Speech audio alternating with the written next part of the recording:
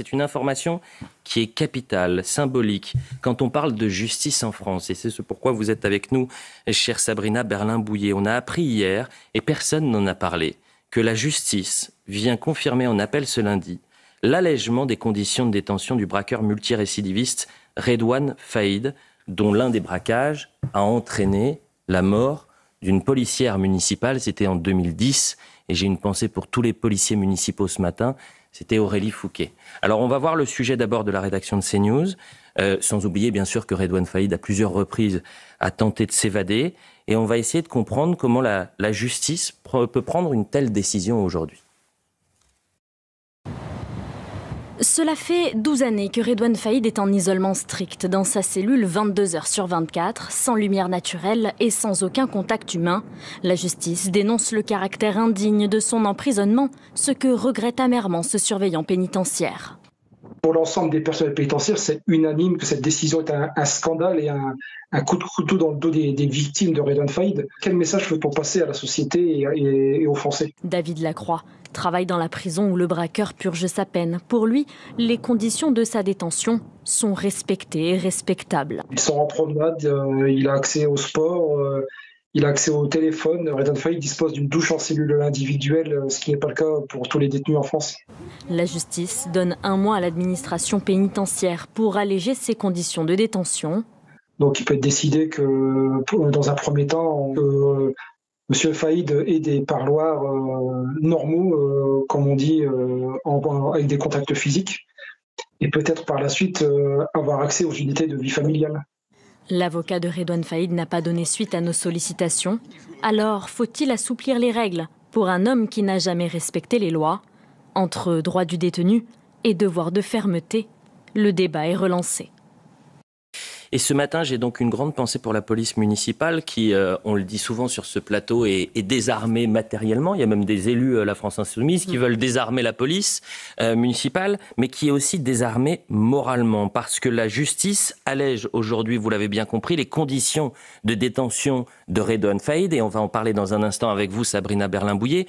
Mais parce que la justice a peut-être la mémoire courte. Mais les Français ne l'ont pas. Les policiers municipaux ne l'ont pas. Je voudrais qu'on revienne en 2010, au moment des obsèques d'Aurélie Fouquet, qui était donc la première policière municipale à être tuée en service. Regardez, vous allez entendre également les propos, à l'époque, c'était du président de la République, Nicolas Sarkozy. Au nom de la République française, nous vous faisons chevalier de la Légion d'honneur. L'hommage de la nation recueille dans une minute de silence. Dans son éloge funèbre, le chef de l'État promet la justice à celle qui, dit-il, a donné sa vie pour la République. Les meurtriers d'Aurélie Fouquet, je le dis devant son cercueil, seront punis avec la sévérité qu'exige l'ignominie de leur crime. Seront punis avec la sévérité et l'ignominie par rapport à l'ignominie de leur crime. 15 ans plus tard, la justice considère que ces conditions de détention sont inhumaines, Sabrina. Oui, tout à fait. Alors, il est important de dire une chose parce que Redouane Faïd a cette particularité d'être très procédurier avec ses avocats et il attaque en justice très fréquemment et il gagne parfois pour diffamation en précisant qu'il n'est pas le tueur d'Aurélie Fouquet, que lui a commis ce braquage raté qui a conduit à la fusillade meurtrière qui a entraîné la mort d'Aurélie Fouquet, cette policière municipale de 26 ans qui était maman, je vous le rappelle, d'un nourrisson de 14 mois à l'époque. Alors il revient beaucoup sur ses conditions de détention. Il est pas n'importe où, Redouane Faïd. Il est détenu à la prison de Vendin-le-Vieil, cette fameuse prison qui la semaine prochaine va accueillir les 100 plus grands narcotrafiquants de France. Là-bas, il est placé à l'isolement. Ça fait déjà 12 ans qu'il est donc privé d'accès au parloir sans hygiaphone. Il n'a pas le droit non plus aux UVF. Les UVF, c'est ces unités de vie de famille qui permettent aux détenus de recevoir leur famille dans un appartement pour un moment d'intimité. Et ça, il y tient également. Je rappelle aussi que son isolement lui interdit toute activité commune avec d'autres détenus. La défense de Faïd reproche aussi le manque de luminosité de sa cellule. Parce que oui, il y a eu plusieurs tentatives d'évasion et donc il y a plusieurs grilles qui sont devant sa fenêtre et qui permettent aussi d'intercepter tout tir de projectiles et d'échanges entre les détenus. Et enfin, sa cellule, il faut l'imaginer, elle fait à peu près 10 mètres carrés. Elle est équipée de toilettes, de douches, de télévision aussi, et d'un téléphone qui est surveillé. Je rappelle qu'en première instance, à savoir en 2016, il a été reconnu participant donc au projet et condamné à 18 ans de réclusion criminelle. Il a fait appel en 2018. Cette fois-ci, il a été reconnu comme l'organisateur de ce braquage et donc condamné à 25 ans de réclusion criminelle. Redouane Faïd est connu aussi pour ses tentatives d'évasion, Sabrina. Dont une par hélicoptère, la plus spectaculaire. Il est condamné et il est, sa date de fin de peine, actuellement, elle est fixée à 2057. Ce qui fait long, et c'est, j'imagine, sur quoi son avocat s'est appuyé pour essayer d'assouplir ses conditions de détention. Bon, la question maintenant, c'est la question de la justice avec un grand J. Et la question, c'est de savoir comment, aujourd'hui, cette décision donc de la justice française va être perçue aux yeux du peuple français, mais aussi de la police municipale, mais aussi des agents pénitentiaires qui surveillent Redouane Faïd. Georges Fenech, quel regard vous portez sur cette affaire ? Écoutez, moi, j'ai été très surpris de cette décision de la Cour d'appel et je me pose la question. Mais alors, en termes d'organisation, est-ce que le juge de l'ordre judiciaire privé a comme attribution de remettre en cause un règlement en fait administratif de l'administration pénitentiaire? Est-ce qu'il appartient à un juge privé, de l'ordre privé, par rapport à un détenu condamné, donc qui purge sa peine, il ne s'agit plus d'un détenu provisoire, de remettre en cause ce qui relève de la puissance publique, c'est-à-dire du ministre, d'organiser les prisons françaises? Moi, je me pose vraiment la question, et je crois que ça vaudrait peut-être la peine, pour une fois, de saisir le fameux tribunal des conflits, que personne ne connaît d'ailleurs, qui dit qui, de l'ordre judiciaire ou de l'ordre administratif, est compétent dans cette affaire. Moi, je pense que là c'est gravissime.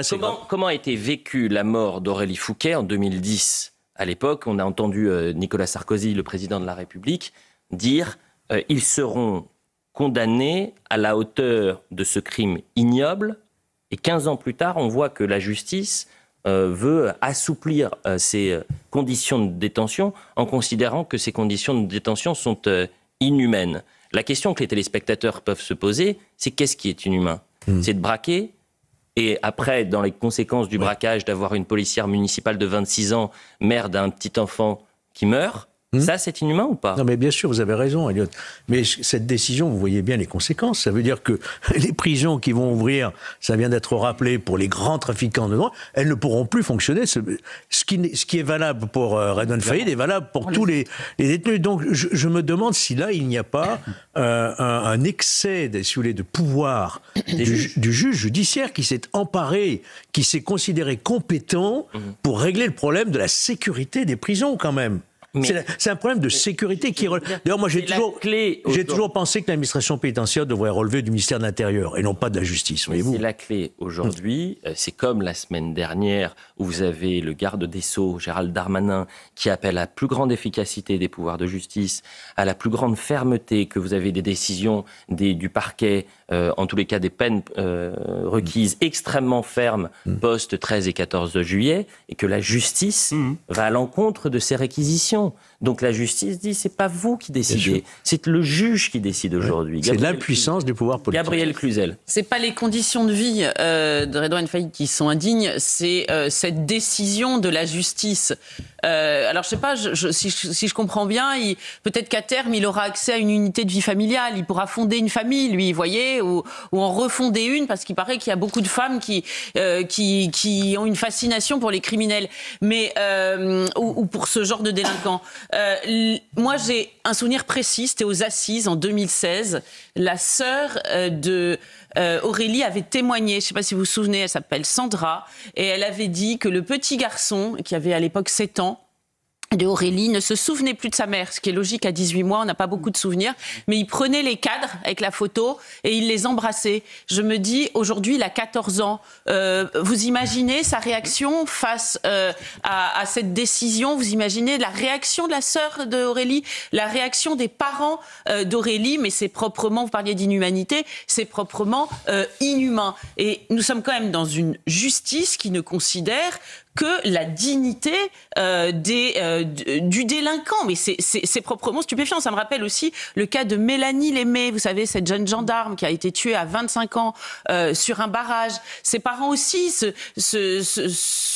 avaient une forte inquiétude sur la suite. Et toutes ces jeunes femmes, d'ailleurs, qui s'engagent, qui font des métiers extrêmement forts. Hein. Je remarque qu'il n'y a aucune féministe aujourd'hui pour se saisir du sujet et dire « Mais attendez, ne les oubliez pas, la justice est indigne en faisant cela ». Alors ça, c'est peut-être le sujet aussi, c'est l'indifférence des associations, des élus, l'indifférence également médiatique, mais vous avez rappelé quelque chose que je ne savais pas, Sabrina, et on va faire très attention. Si Monsieur Faïd et ses avocats sont très procéduriers, il y a peut-être aussi une part de peur de traiter ce sujet quand on est journaliste. Il est extrêmement procédurier. Jules Torres.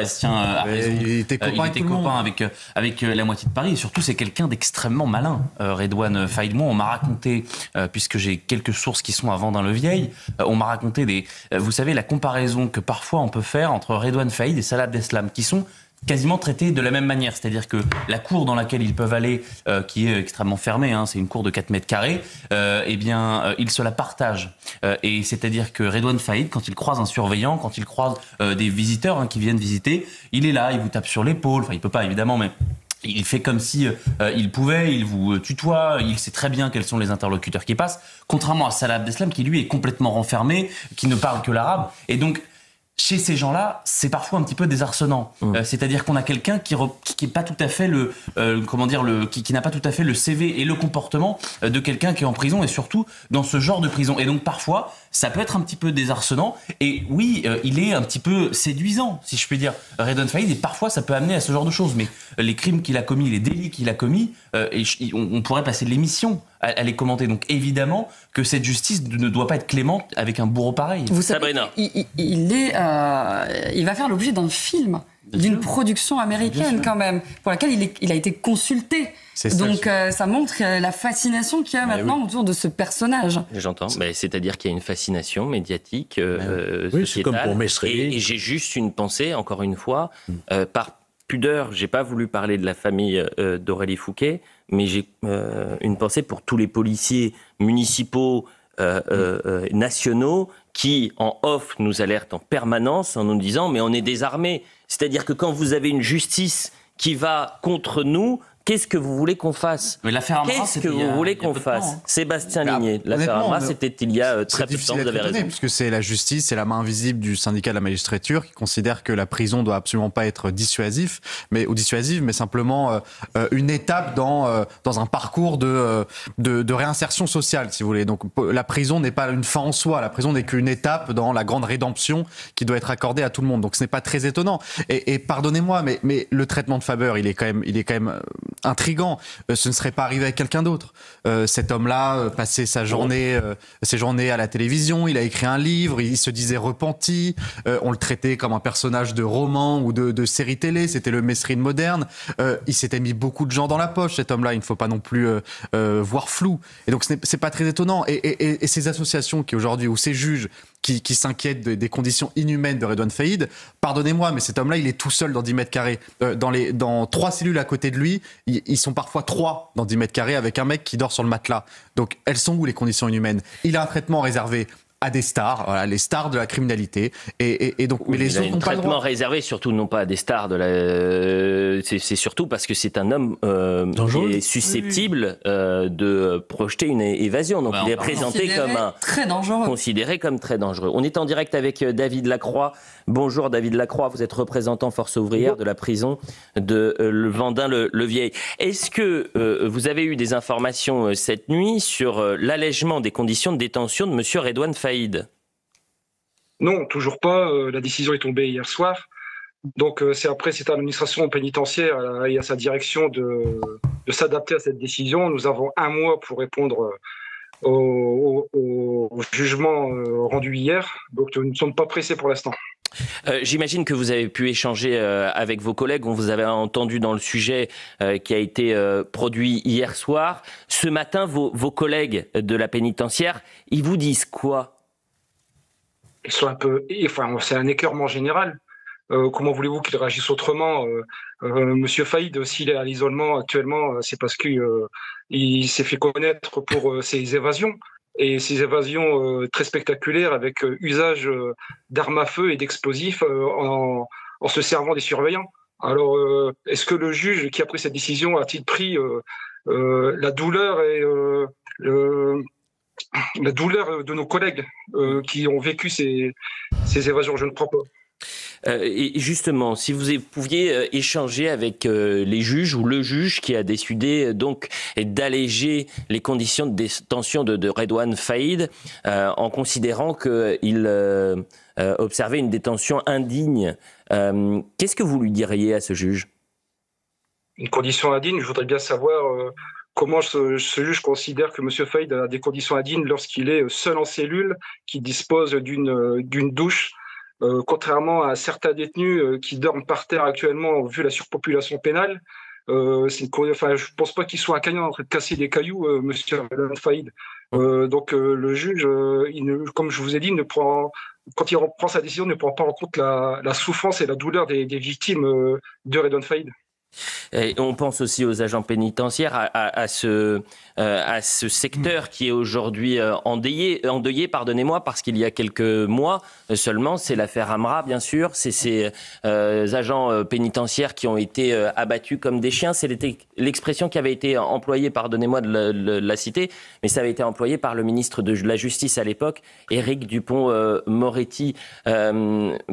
Finalement, s'il fallait résumer cette affaire et cette décision de justice, comment vous pourriez la résumer? C'est compliqué pour nous. On se rend compte que la considération du métier de surveillant est très dévaluée. La vie pour ces personnes-là n'a pas d'importance. Quand on voit nos collègues d'Accarville, comme vous dites, se sont fait abattre comme des chiens, on est très peu considérés dans cette société et par nos instances et par nos dirigeants. Donc c'est très compliqué pour nous actuellement. Sabrina, une question pour vous, David Lacroix. Sabrina. Bonjour David. Est-ce que Redouane Faïd représente encore un danger en cellule aujourd'hui? Je pense qu'il a fait ses preuves. Son passé parle pour lui.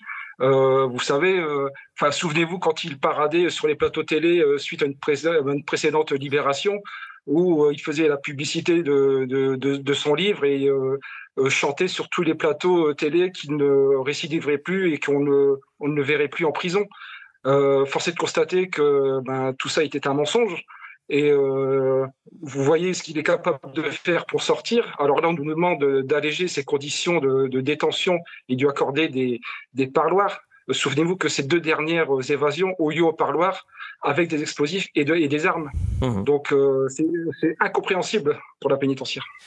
Une dernière question, je ne sais pas si vous avez la réponse, David Lacroix, représentant Force ouvrière de la prison de Vendin-le-Vieil. Est-ce qu'il y a un moyen de contester la décision de justice ou pas? Malheureusement non. Le magistrat est tout puissant et donc nous ne pouvons que subir cette décision malheureusement. Eh bien, écoutez, merci beaucoup pour votre témoignage, David Lacroix, en direct dans l'heure des pros sur Europe 1 et sur CNews. Important de traiter ce sujet-là ce matin. Pourquoi? C'est essentiel. Mais c'est essentiel. Pourquoi? Parce que ça fait des semaines qu'on parle de cette police municipale désarmée. Parce que ça fait des semaines qu'on nous parle et qu'on nous bassine avec les questions de sécurité.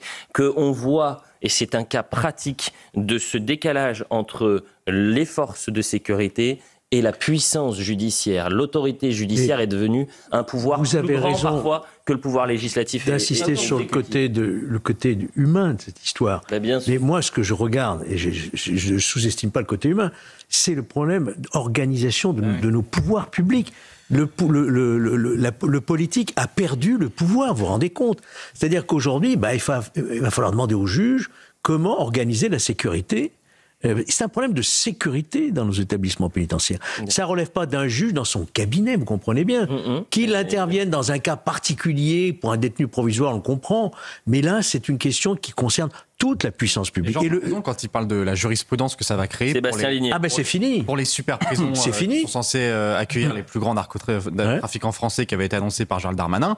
La semaine prochaine. Oui, la semaine prochaine. Cette décision peut potentiellement servir de jurisprudence et considérer que ces conditions d'isolement quasi total sont terminées. Jules Torres. Parce que Redouane Faïd, il n'est pas dans le régime criminalité organisée voté par le Parlement et soumis par Gérald Darmanin. Donc c'est là tout le problème, c'est qu'on va enfermer les pires criminels qui sont des narcotrafiquants.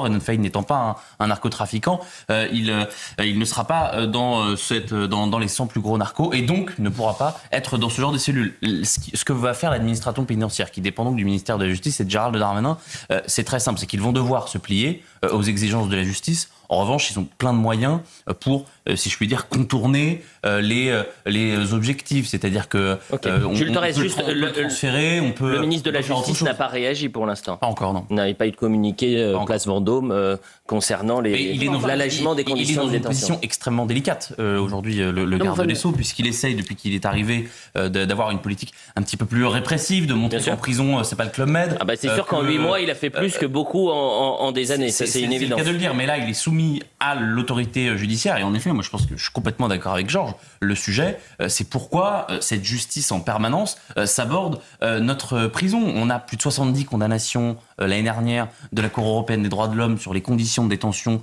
dans nos prisons. On a en permanence des tribunaux administratifs ou un Conseil d'État qui multiplie les injonctions sur les conditions soi-disant inhumaines qu'il y aurait dans les prisons françaises. Donc c'est sûr que la Cour d'appel de Douai et les juges sont plutôt... Combien de juges prennent ces... C'est un juge qui prend cette décision, genre? Non, là, c'est un appel. En fait, il y a eu un juge d'application des peines qui avait déjà pris cette décision. Donc là, c'est un juge en première instance. Un juge dans son cabinet. Le parquet a fait appel.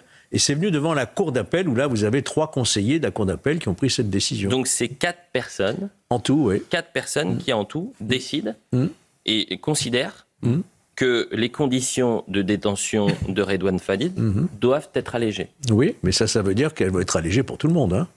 Non, mais Gabriel Cluzel. Non, mais il y a 2 points. Le premier, c'est quand même le poids, mais disproportionné des juges. Encore une fois, je ne sais pas pourquoi on continue à organiser des élections. Tout ça, c'est de la pantomime. Enfin, Nicolas Sarkozy, ce qu'il a dit aujourd'hui, on voit bien que c'est battu en brèche. Enfin, il ne peut rien face à la décision du juge aujourd'hui d'alléger les conditions de détention. Et Gérald Darmanin, il peut toujours dire c'est pas bien. Hein. Ah, c'est pas bien, je suis pas content. Il va se passer quoi? Rien en fait, rien du tout. On veut faire des économies, supprimons le gouvernement et les élections, franchement, parce que c'est les juges qui soient de tout poil qui décident. Ils décident que les réfugiés de Gaza doivent venir chez nous, ils décident que les réfugiés afghans doivent venir chez nous et toute leur famille, parce que le regroupement familial. Ils décident la libération de Georges Ibrahim Abdallah. Ils décident, on les connaît pas personnellement. Georges Ibrahim Abdallah à la libération. Ils décident même de savoir qui peut être candidat à la présidentielle. Ils décident pour qui on doit voter, donc c'est pas pourquoi on continue de voter. Ils décident que les lois votées par le Parlement et les législateurs sont mauvaises. Non mais faisons donc des économies de ce côté-là.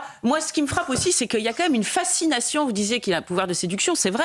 Il y a une fascination d'une certaine bourgeoisie de gauche, et ça existe depuis longtemps. C'est Michéa qui avait appelé ça le syndrome de Lassner. Vous savez, c'était le nom d'un délinquant au 19e siècle. Ouais. Voilà, c'est ça. Ils ont une fascination, tant que ils viennent pas chez eux, ça va. Une fascination même pour les délinquants. Ils leur trouvent un charme romantique. Mais inversement, pourquoi la sécession avec le peuple? Parce que moi, je voulais dire à ce monsieur qui m'a fait de la peine dans son témoignage, les personnels pénitentiaires, lui dire mais vous avez été applaudi le 14 juillet. Vous avez été applaudi sur les Champs-Élysées. C'est pas le juge là, hein. Le juge il aurait été sifflé si on avait connu son nom. Oui, donc si vous voulez, le bon sens il est là. Le problème c'est que je suis d'accord, c'est pas le peuple qui décide. Gabriel Cluzel, pardonnez-moi de vous dire, en fait tout ce qu'on va dire ce matin ne sert plus à rien quand on voit les décisions qui sont prises.